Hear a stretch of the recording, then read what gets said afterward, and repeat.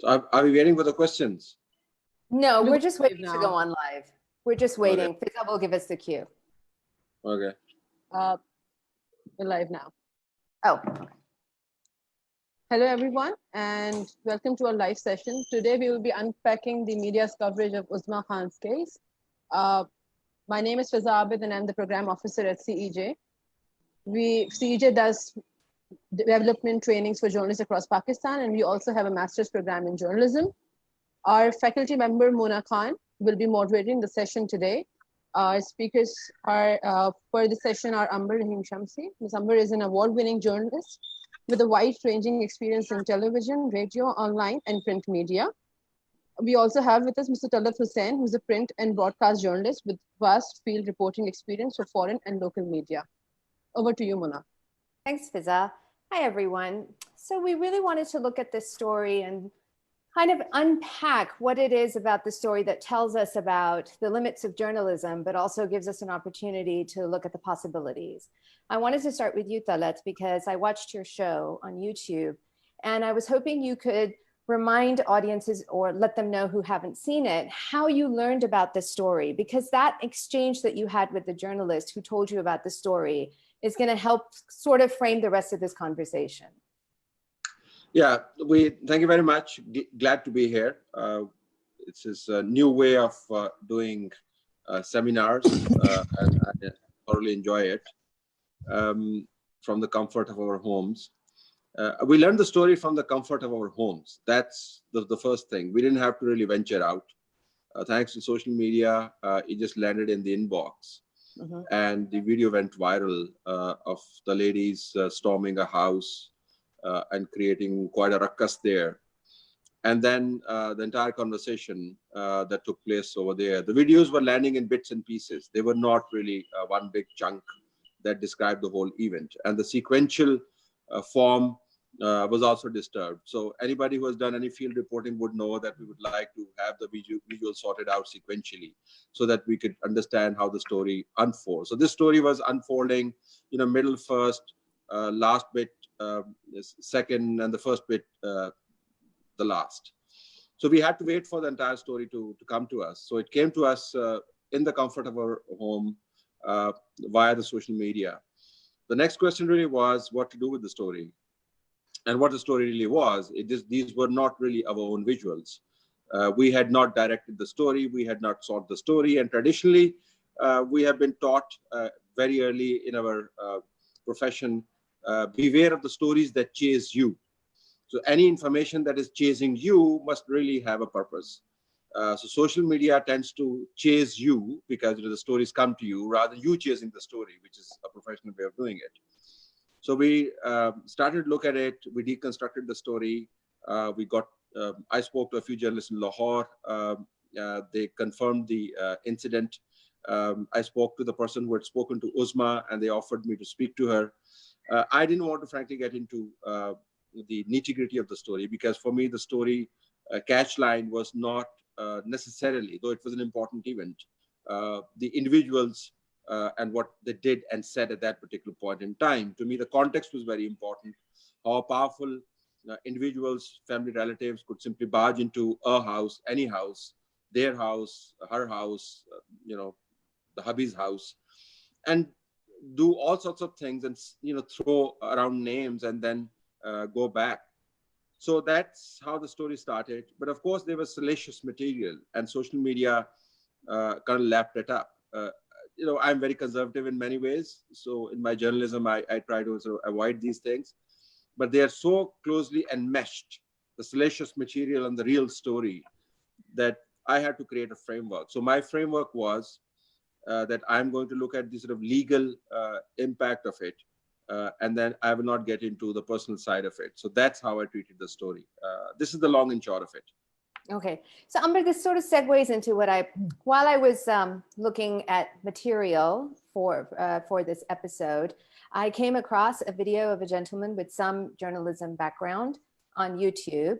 And it's a single person just telling a story. And it read like a true crime story. And I really got into it. There were fascinating characters. The characters spanned South Africa connection to Uzma Khan. There's a Malik Riaz connection, but there's also a prime minister connection. And it's really engaging. And the next thing I know, like I'm deep in this hole where I'm fascinated by all this. And that guy had 270,000 views, this video that I'm talking about. What does this sort of tell us? What does this say? Like if everyone's going, there's no sourcing, none of the journalistic principles are at play here because it's a single source. We're supposed to believe this person. I'm not big on numbers, like I may not understand metrics, but 270,000 people watching a 12-minute video seems like a lot. What does this tell us? Well, we have to understand, obviously, I agree with Talat. So because I've had like 20 years of experience as at least more than half of it as a reporter as well, I sort of err on the side of caution. And I think what this tells us is that people love salacious stories. They love tabloid stories. Think of the cast of characters that are involved. There's a model/actress. There's adultery. There's connections with the biggest real estate baron in Pakistan. So there's money involved. There's violence. There's sex. There's connections to power. So this is a story that will get you a lot of hits and views.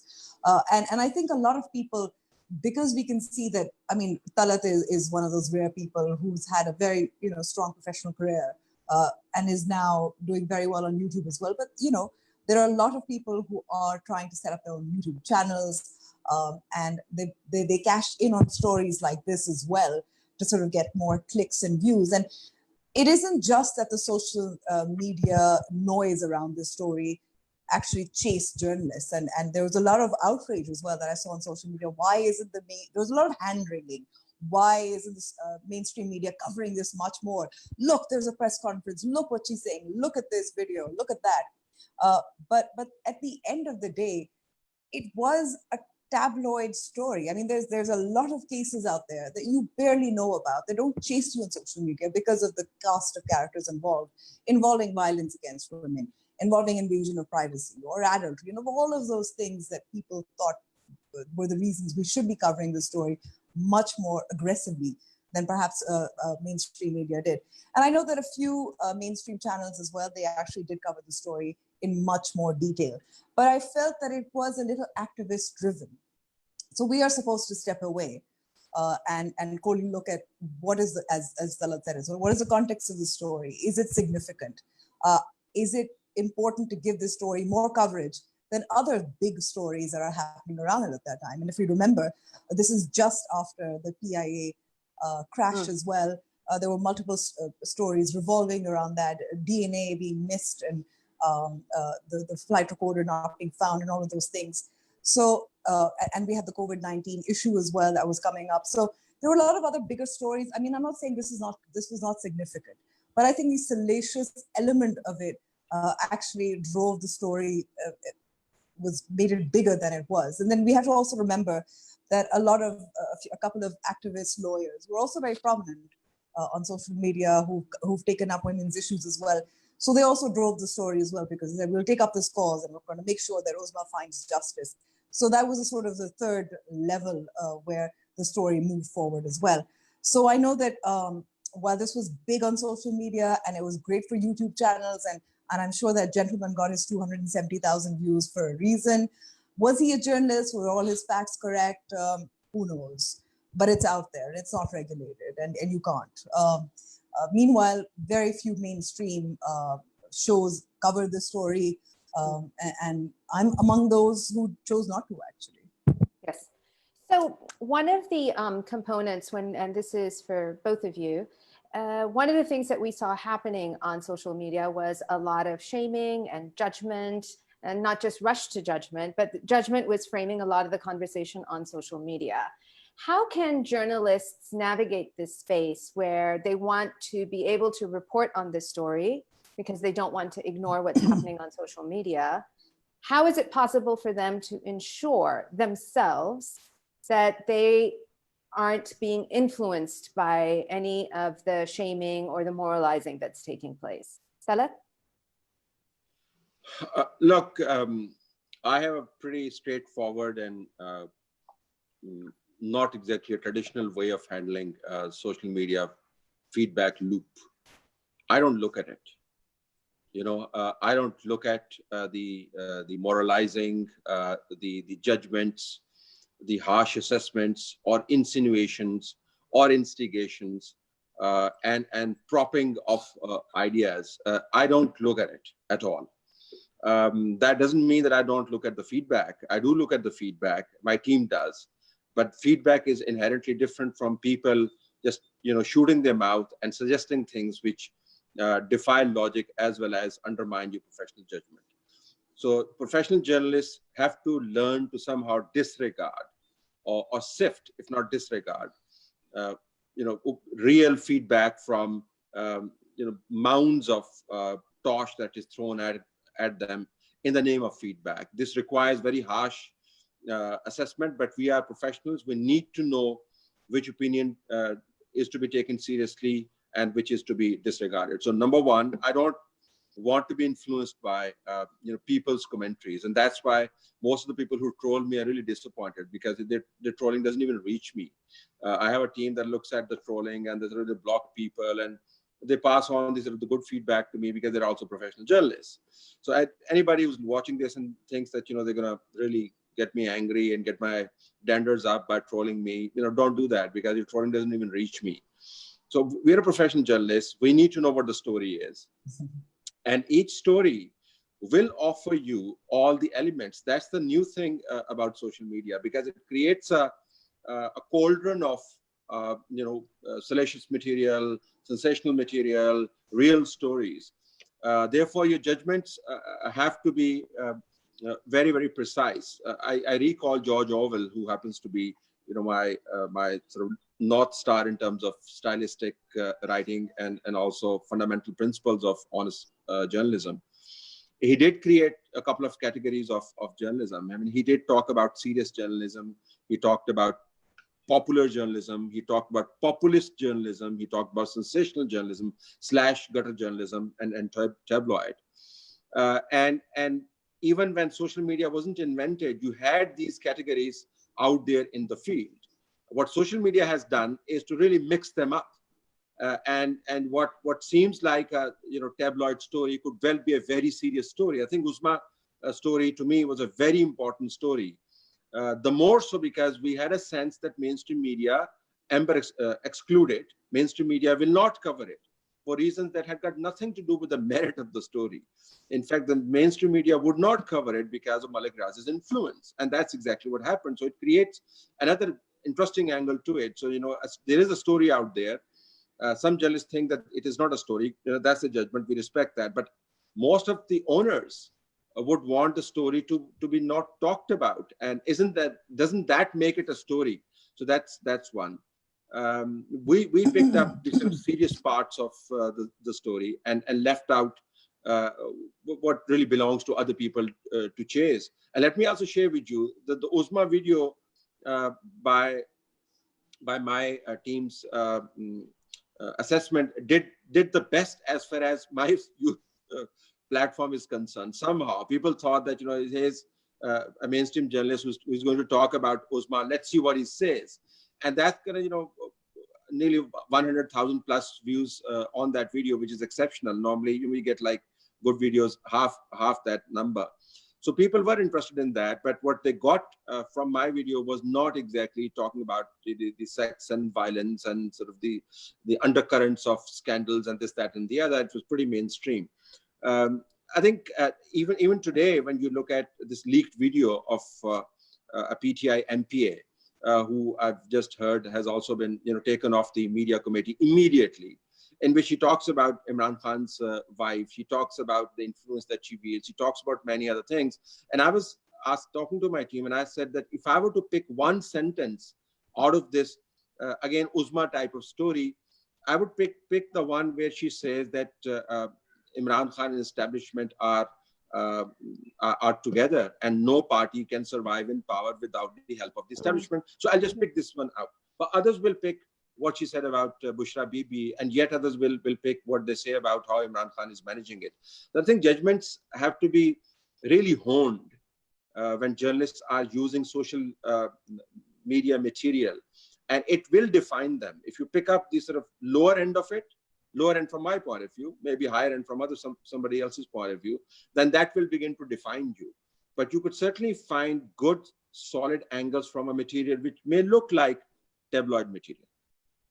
Amber, what advice would you have for students wanting to take something like this on? And they absolutely should. I mean, like I said, and I think the way, for instance, the Uzma Khan story unfolded is really interesting. There's a lot of stories that actually unfold like that as well. There's some, you know, when news breaks, you have just the bare minimum of information, and that's what you report. So initially, if you look at the sort of timeline with the Uzma Khan story, the actual first video that anybody saw was the two sisters, Uzma and her sister, who were sitting in some area, and this was leaked, and they were apologizing or something. I don't exactly remember what they were saying, but this was something about how, you know, they've been allegedly committing adultery and things like that. So that was actually the first video, and it crossed my mind as well. And it took a few days, as you know, Talat also pointed out, where you had to piece together a lot of the actual story. Whose house was it, for instance? There was multiple accounts of that. Who broke it? Who was with the women? Who was with the women who broke into the house? The wife and you know, Malik Riaz's daughter and granddaughter. You know, so all of these things unfolded in over a few days, and it happens with other stories as well. Whether it's a natural disaster, whether it's rioting in Rawalpindi. I remember I covered the sectarian riots in Rawalpindi a few years ago. And the whole idea was to find out, so what started the rioting? And this was another tricky, sensitive story where you have Shias and you have Sunnis, and some people are saying this and some people, and you have to sort of talk to everybody that you can, piece together a decent story and include all voices. I mean, that's one of the balanced ways to do it. And again, with the Uzma Khan story, as I said, because we have limited space on our show, and there were a lot of other bigger issues to my mind that were happening, and I refused to give in to the pressure of social media just because a lot of people were outraged. I actually did think about my reasons for not covering the story, and my reasons were, it's not because Malik Riaz and his offspring are connected to the story. It's because this is a story that happened a few days ago. The case had been registered. It's developing. Let's see where it goes.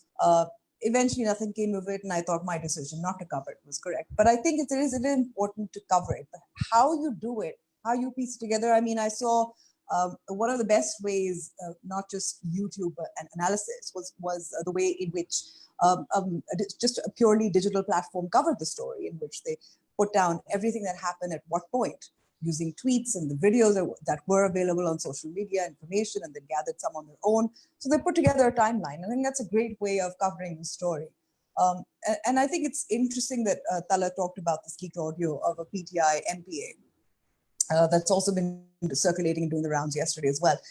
So the salacious aspect, obviously, and this is interesting because, I mean, there's a lot of discussion on this leaked audio on WhatsApp groups where journalists and politicians, you know, fraternize with each other as well. But I suspect not a lot of people will be talking on mainstream media as well. And that's unfortunate, because I think what sometimes the mainstream media misses out on is the conversations that happens on social media. We don't have that kind of training. We don't have those kinds of shows that lend themselves to these kind of conversations that people are talking about. We miss out on a lot of stories. For instance, there's another story that happened yesterday where the defense minister, Pervez Khattak, offered talks to the Pashtun Tahaffuz movement. Frankly, we can't talk about the Pashtun Tahaffuz movement on mainstream media. We miss out on this conversation as well. So I think I think unfortunately Talat is one of the few professional journalists who will try to do it fairly and properly, and keeping all those journalistic values in mind. That is not the case with most of the YouTubers out there. They're not necessarily professionally trained. There's no gatekeepers. There's no might not have a team who would sort of fact check or check this or check that. So it's all out there. It's all open. You know, they want to get the clicks and the likes and please somebody or themselves. I don't know, whatever it is. So that's unfortunate that there's not that space on mainstream media. And I think it also speaks to the erosion in our credibility as well, that we can't talk about these issues. And we need to think about how we need to include these topics of conversation as well in mainstream media. So for both of you, this is a good segue into, I thought of two examples that English newspapers who covered this event when it was happening. Dawn covered the story when the FIR was launched and they named everybody in it. Dawn has also covered Bahria town in the past. Then Express Tribune covered the story, and shortly thereafter, the link was removed.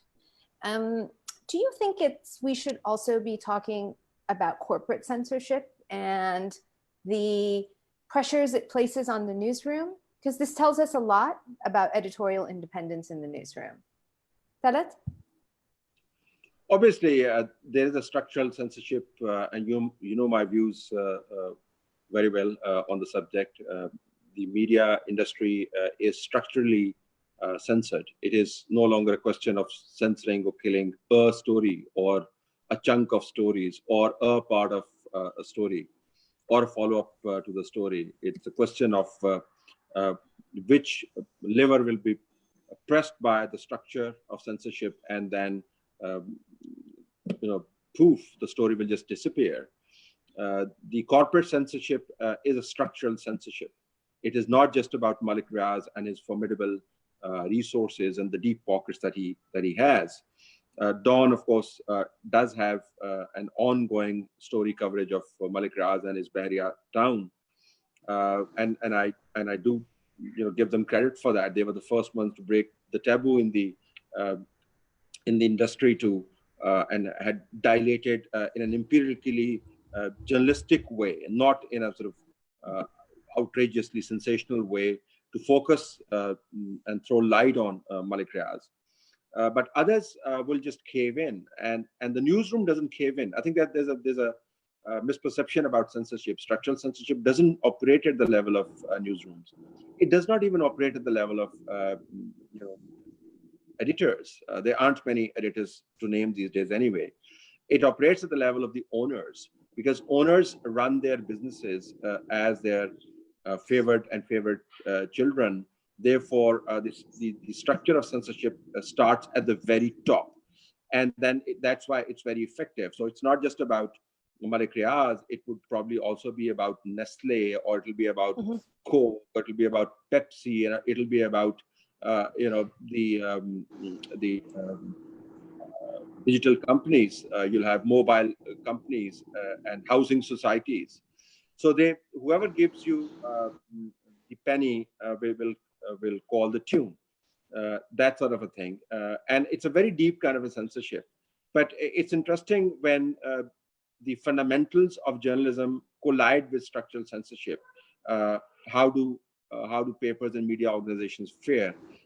The fundamental of journalism is that it has to be people-centered, for instance. It has to be driven by the desire to democratize society, make it more open, egalitarianism, all that sort of liberal value that we bring to journalism. So when that begins to collide with structural censorship, I often see ideals of journalism getting defeated. That's why I think social media does offer you a great platform. Now, my fear is not people who are born into social media age, and therefore they do not know other type of journalism. So, if you were to talk to them about confirming the story with two sources and being conservative in terms of checking your facts and all that, they'll laugh at you. They say, "What are you talking about? It's all about speed. You have a story right now. Throw out a comment, make a video. Gaadi mein chal rahe ho, bakery mein khade ho, ghar mein bana rahe ho. Film and send it out, and you'll have a maximum numbers and endorsements." I'm not talking about those guys. I'm talking about sort of mainstream journalists who have had some experience in journalism, thinking that social media is their new Jannah. That's where they will move in, and there will be absolute freedom, and they don't have to care about any principle. And that's where it becomes very disappointing. For instance, I was looking at a video by a TV anchor who was COVID-19 positive. He was tested. And then he sort of goes on and on about how every household is going to be infected by COVID-19, how there is no escape for it, and there's nothing you could do about it, and that you have to be in caves to survive this, that, and the other, which is so misleading. That's what happens when censored journalists find new life and liberty in social media. They completely run amok. I think that's my fear is with regard to those people, and not necessarily those people who are products of social media. Therefore, they don't understand the subtleties of journalism. Yeah. Amber? Yes. Would you ask the question again? Because unfortunately, I think my connection sort of dropped. Okay, I'm sorry. I was referring to the two stories. One was on Dawn, they ran it. Dawn has been running stories about Bahriya Town. Aziha has reported on it extensively. So in a way, they probably aren't maybe that pressured. Maybe I'm not speaking for them, but perhaps they're not weighed down by advertising.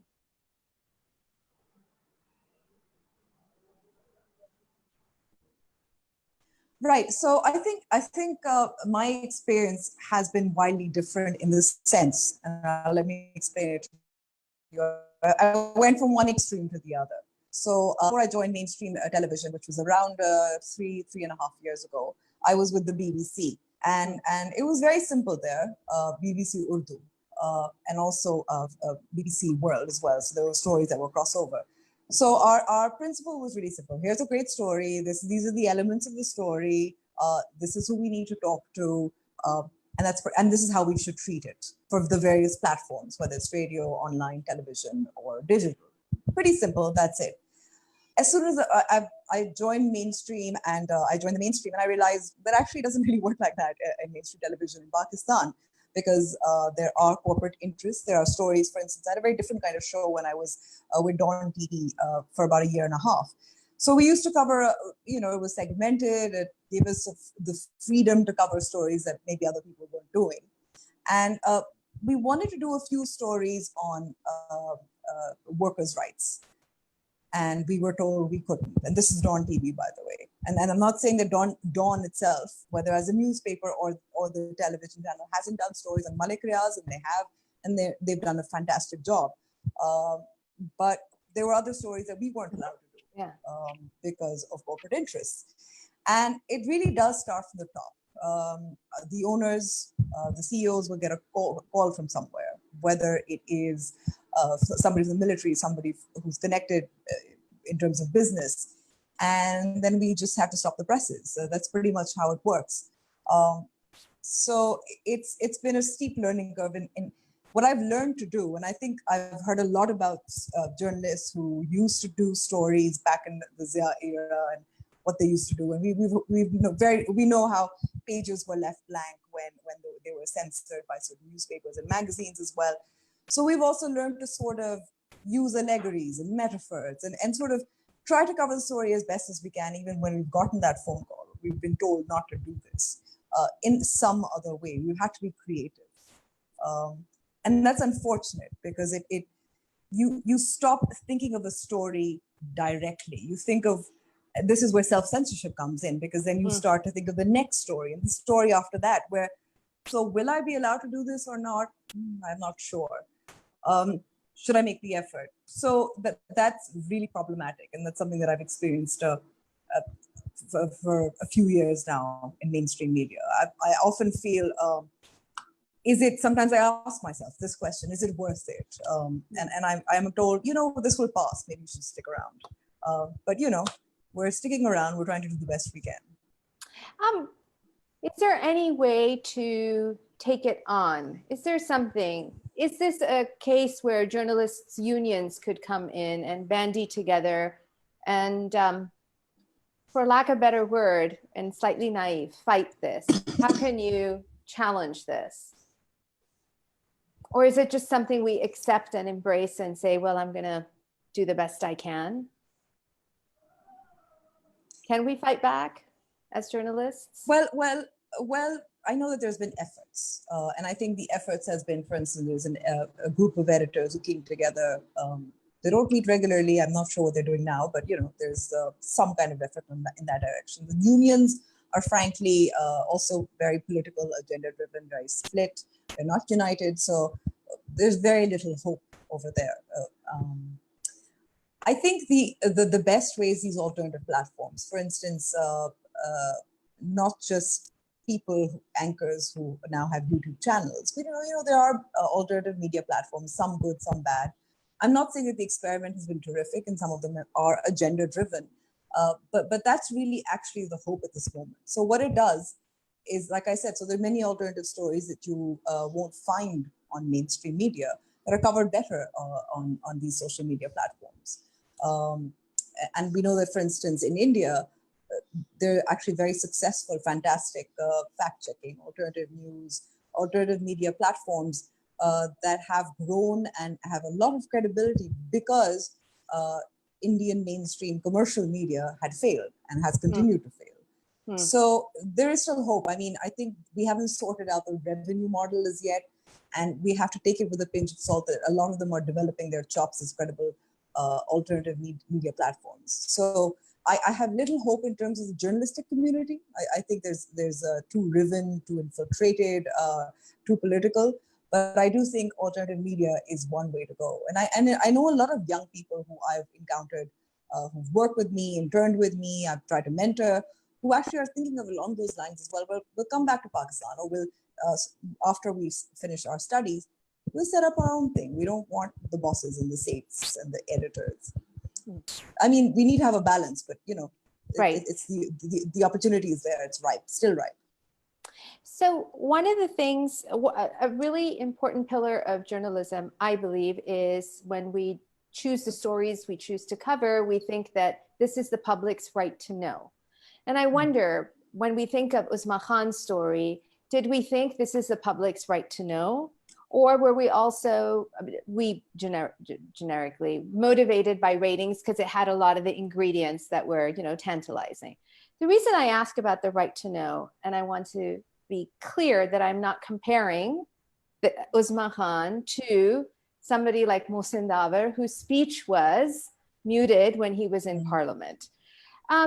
So who's making these decisions about the right to know, and whose right to know is it?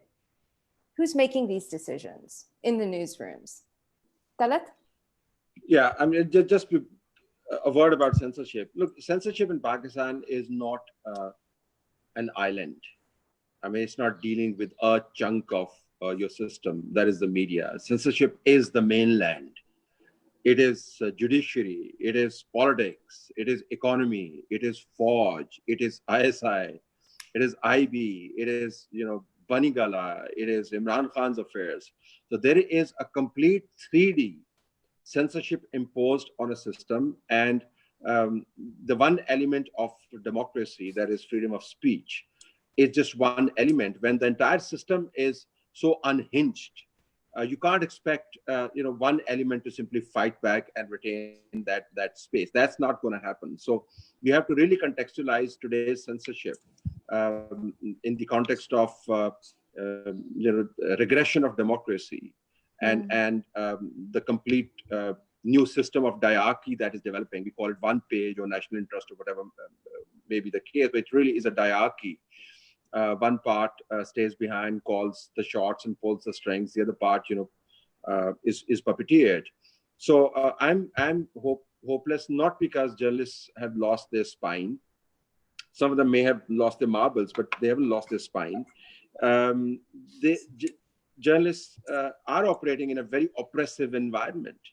And unless you create an enabling environment for us to think that journalism and its principles are going to self-nourish, is a vain hope. So, I hope I've conveyed my point. It's not really about retaining freedom of speech space. It's also about reclaiming your lost democratic space. Unless you do that, your media space is going to remain as wobbly as it is. And of course, there are platforms available, such as the social media. But, and increasingly because of COVID-19, you have mainstreaming of the social media, which is a good thing. More people are tuning into it, using it, and getting information from it, which is a good thing. Now, the issue about right to know. Well, I think on social media, it's kind of funny. People already know. People already know from something from the videos, something from the leak audio, something from a picture here and there. So people already know. So there are no breaking stories on social media. Make no mistake about it. which is the concept that we carry over from the mainstream media. The story is already broken.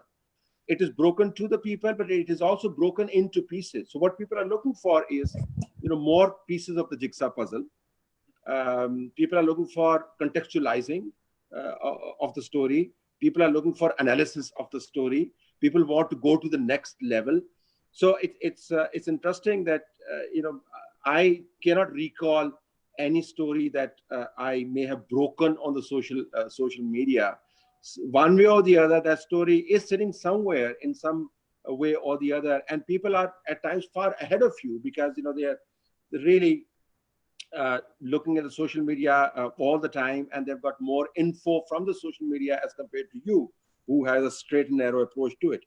So yeah, the right to know it has to be rethought and revisited when it comes to social media. Mainstream journalists are expected to provide the context, the linkages, the analysis on social media, because people already are ahead of us, because things are landing in the inbox. They're sort of looking at every possible website. So that makes it very interesting. The whole idea of right to know via the social media is different from the right to know via the mainstream media. Amber, before I just turn to you, I do want to add, Talat, that I think the big difference is that you can say whatever you want on social media. And we're seeing a lot of that with COVID reporting. But from journalists, surely I hope people expect accuracy, balance, some objectivity, and a diverse points of view.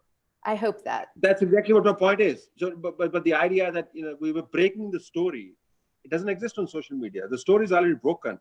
What you can do is to use that dough and convert it into something which is professionally presented and fine-tuned and tweaked and also contextualized. I mean, that's the best the journalist can do. Sorry, Amber. Yes. I'd like to sort of add to that just a little bit before we go on to the right to know, because I think the problem with social media as well, it's true, you get everything in a minute, flashes. It's all there. It's on Twitter, it's on Facebook, it's on WhatsApp and various other groups. But one of the problems is that the algorithms of these social media networks as well mean that you actually don't get a diverse set of opinions. So you tend to see a particular point of view, maybe a particular account that you're engaging with or the kinds of accounts that you're following. So that's one problem, which is why contextualizing is important, including those diverse points of view is important. I mean, I have a very idealistic point of view about the right to know. If we want to call ourselves a democracy, which we're clearly not, all opinions need to be included, debated, argued, picked apart, analyzed as a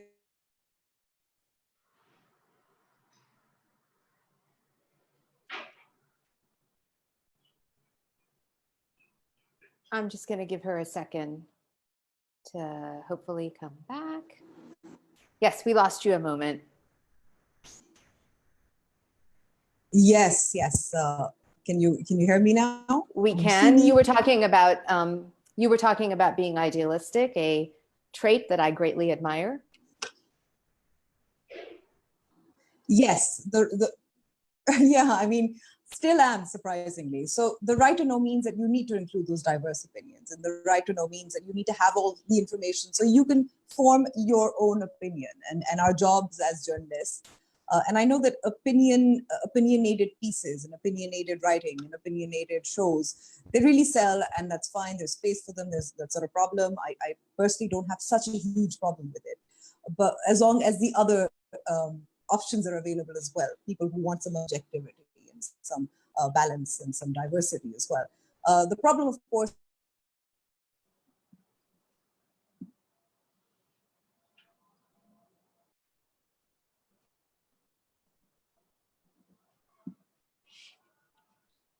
I think we're all experiencing these internet woes during this time. So I'm just going to give her a minute to come back.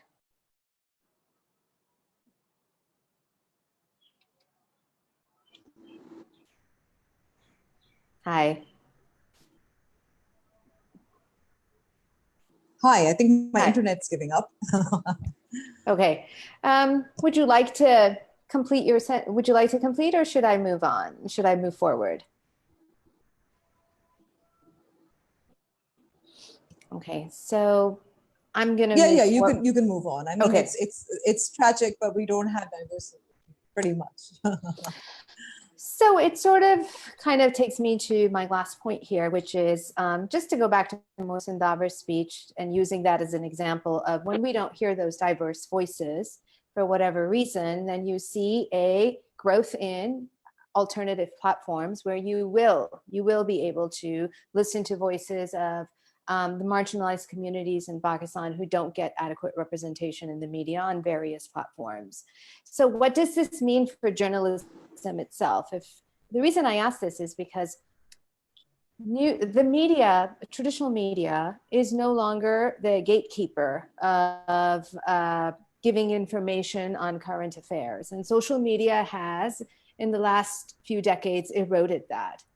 So when your largest demographic in Pakistan, that which is growing, is now accessing all their information on digital platforms, what does this mean for traditional journalism? Talat? Shall I answer Yeah. that question first? I asked Go ahead, Talat, Amber. and then I'll come to you, Amber. Okay, okay. I'll take that.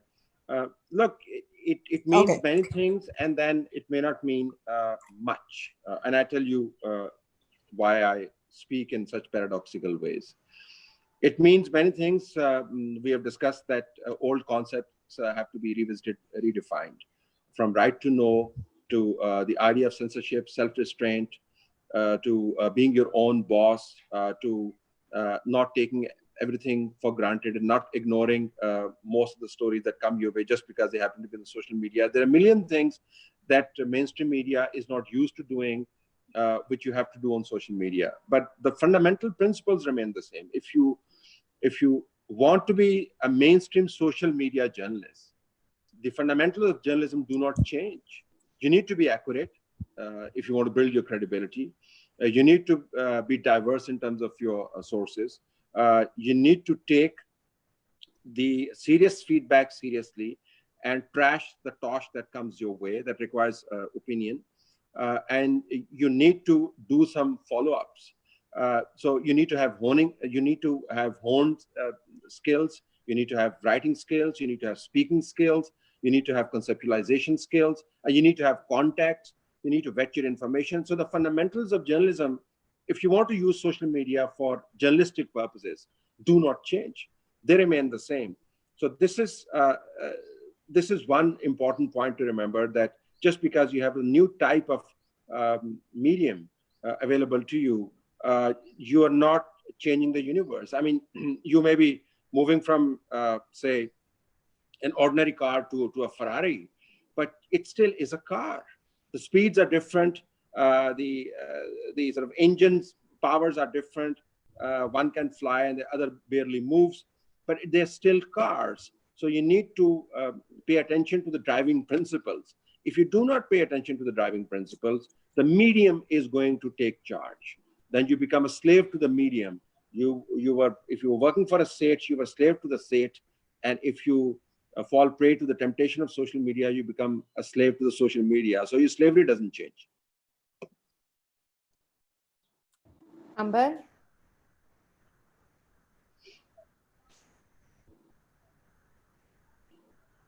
I don't know if you heard me, Amber. Would you like to answer this Yes, yes, question? we're connected again. Okay. Yes, yes, absolutely. I mean, I think there are two things that we can say right now, that the mainstream media has lost a little bit of credibility because of the things that it doesn't talk about, and the censorship that we know is there and everybody knows is there. That's one. And I think it also speaks to how the mainstream media has been unable to really connect with younger people and how they consume news and how they want to consume. And that is a failing of the mainstream media, which is why you find alternative media platforms. Again, I will say there are many of them in Pakistan that have started up in the last few years. And I've been keeping an eye on them and how successful they are. I would have liked to see something a little more so, for instance, along the lines of Vox and Vice and Quint in India, for instance.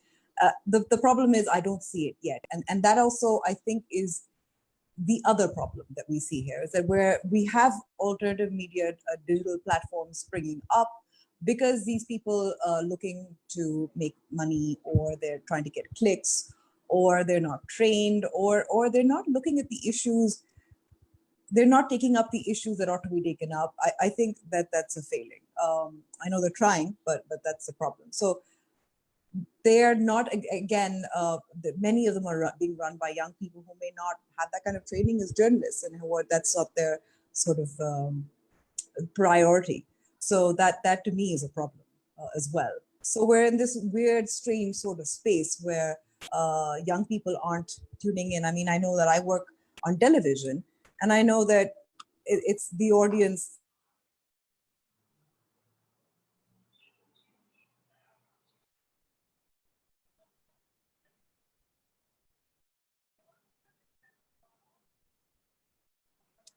I'll give her another second.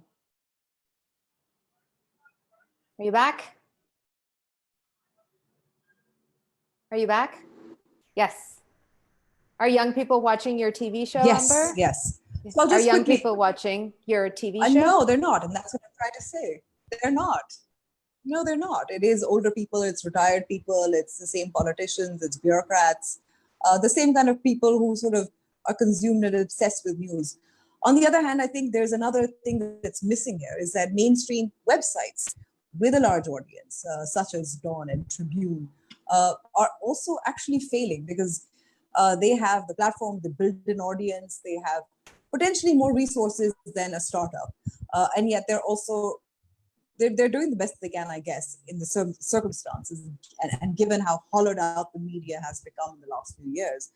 On the other hand, I mean, I'm not sort of tooting own organization's horn, but I know that Sama, for instance, is actually doing a lot of innovative, very interesting stuff that I don't see on Tribune and Dawn. So I think that's another gap, and the reason for that gap, where you don't have innovation, is because people have been fired, there's not enough money, and all of those reasons. So the media has been hollowed out in the last 2 years, and we see that as a result. In fact, I've been very disappointed with COVID-19 coverage as well, because there's so many potential data stories. There's so much potential here that has been missed out. And again, it may not necessarily be because newspapers or organizations don't want to. It's just they don't have the resources or the time. Well, COVID has been really, in a strange way, a big disruptor of the news industry in itself. And now with working from home, and journalists are facing pay cuts and job losses, it's a pandemic, and they're going out to report. They're real frontline workers. But maybe it's an opportunity to also rethink terms like objectivity. Anyway, I'm sorry, going into it. So my last question to both of you, and I'll start with you, Amber, is that both of you have vast experience working in various fields. And often as we start work, this is especially for my students to hear, you are passionate, you're enthusiastic, you have a story, and for whatever reason, your editor will tell you, no, it can't run. It need not be a censorship issue. It need not be that you've gone to report on Mohsin Davar or PTM. It could be anything, and you hear no. It can be disheartening. What advice do you have for them? Sorry. Amber, what advice do you have for them? Oh, right. So I should answer this first. All right. Yes, so please, I think the pitch is really important. Persistence and a good pitch, because what is a pitch? It's where you have the crux of the story, the top line of the story, as we call it in the business. It is how you're going to treat it, who you're going to talk to, why it's important. Because maybe your editor you have not been able to convince your editor why it's important. And then you need to persist and you need to follow the story. So if you've been turned down once, it's all right. It may not necessarily be because of censorship. Maybe you haven't covered all your bases. Maybe it's you haven't been able to convince your editor of the importance. So thinking of each story in terms of a pitch, some people call it the elevator pitch. It works in journalism too. One page where you have all of these things.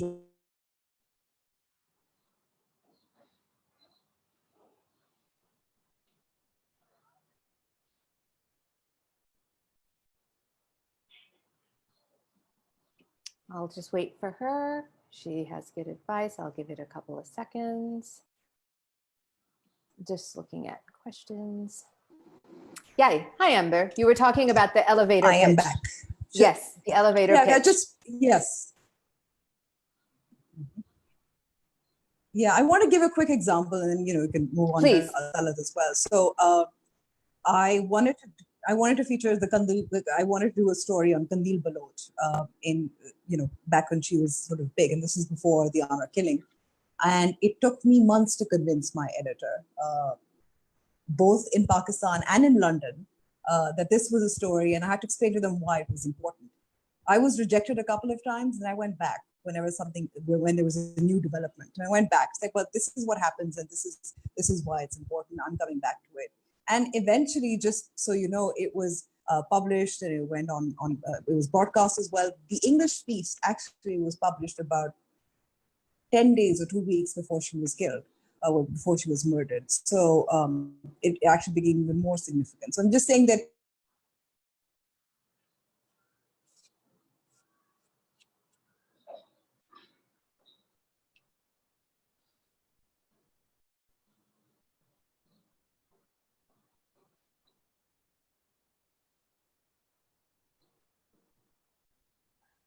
Okay, I'm going to give her a few seconds. The internet. Talit, what about you? What advice do you have? Now, you have a lot of experience with censorship. A lot. Well, I have been censored, and let me say I probably also censored. Remember, I had the occasion to also run channels and also was an editor. I had this interesting sticker outside my door as an editor, and it used to say, if I remember it correctly, this is where democracy ends and the editor's office starts. So, the idea was not to discourage people from speaking up. The idea was that I have a paper to put to bed. There are deadlines that I have to meet. The copy has to be ready at 11:30, and then the edition has to be sent. It has to be printed by 1:30, and otherwise we'll miss the, say, at that time, NWFP and now KP edition. So I have these deadlines to meet, and I'm not going to go on spending my time arguing with you about the merits of the story beyond a certain point. So when we put that sticker up, it was a bit of a scandal in the newsroom, but it was just to tell you that for each story that an editor publishes, there are 10 that he or she does not. And these are called news judgments. But if you see it in the larger context of censorship and people's right to know, well, that's a fairly strong censorship. But these are deliberate decisions designed not to prevent information from reaching the people. That's our justification as editors. But these are deliberate decisions to prioritize news. At the end of the day, there are only 24 pages that you have to fill, and you can only print as many stories. So if your stories are not getting printed, please understand why they're not getting printed. They're not getting printed because of censorship, or they're not getting printed because of the structural constraints that newspaper or news organizations may have. That's one. I have experienced all sorts of censorship, political censorship and economic censorship and owner censorship. Let me dare say, I have also experienced sectarian censorship. The name is kind of confusing. So depending on who you're dealing with, they tend to define you from their own sectarian lens. Recently, in the last 3 months, I've been turned down by 2 mainstream papers, and they said that we can't publish your articles without assigning any reason. And these are, generally speaking, award-winning journalists and seen to be fairly reasonable when it comes to arguing for or against a particular proposition, but they would not even take an opinion piece. And that's why I started, and I found it very amusing, because I'm doing a book on this, so therefore this is all great material for me. So I started my own blog recently. But what I'm trying to tell you here is that you will find censorship, you will find different types of hurdles put in your way, but never do compromise on the fundamentals of the craft of journalism. This really is a semi-science. It has formulas which have been tried and tested over and over again by men and women much better than ourselves. They're wise people, they're experienced people, they've covered wars and conflicts. So, when they put out a set of principles, do follow that. Just because you're using a different type of a medium doesn't mean that you should deviate from the fundamentals of those principles. So don't get discouraged. Stay the course. Keep on diversifying. Unfortunately, here in Pakistan, you do not have parallel mainstream mediums available. Like you don't have a very strong magazine um, journalism in Pakistan now. We used to have magazines and they have folded up. We don't have weekend magazines. We don't have great monthlies or bi-weeklies even.